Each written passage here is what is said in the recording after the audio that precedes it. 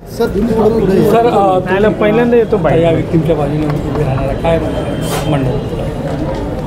FIR जो दाखल झालेला आहे तिथपासून अनेक समस्या किंवा त्रुटी त्यातल्या FIR मधल्या या इथल्या सगळ्या वकिलांनी मांडलेल्या आहे। विशेषतः ॲडव्होकेट हरेश सरोदे, रेश्मा भोपी, प्रकाश जगताप, प्रियेश जाधव, आकाश बोईनवाड, AP पवार, ॲडव्होकेट संजय भोजने, हे सगळेच जण इथले वकील मोफत आपल्या सामाजिक जाणीवेमुळे विक्टिमच्या बाजूने उभे आहेत आणि त्यांना जो प्रतिसाद न्यायालयाचा आहे तो अत्यंत निराशाजनक आहे असं मला सर्वात पहिले सांगायला पाहिजे।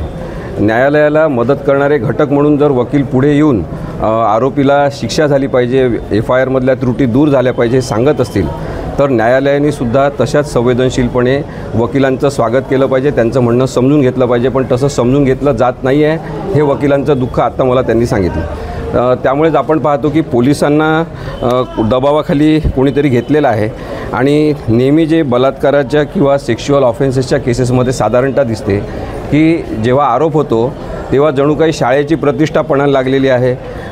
राज्यभर हा विषय चर्चेचा झाल्यामुळे आता राज्य सरकारची प्रतिष्ठा महत्त्वाची झालेली आहे आणि त्या मुलीला न्याय मिळाला नाही तरी चालेल पण राज्याची प्रतिष्ठा राखली गेली पाहिजे, राज्य सरकारची प्रतिष्ठा राखली गेली पाहिजे। अशा पद्धतीने पोलिसांची कार्यपद्धती बदलताना दिसत आहे।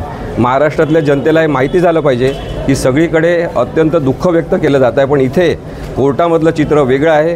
पोलिसांची जी कारवाई आहे किंवा कार्यवाही आहे ती अत्यंत चुकीच्या आणि राजकीय हेतुप्रेरित किंवा दबावाखाली होत आहे असं मला स्पष्टपणे सांगायचं आहे।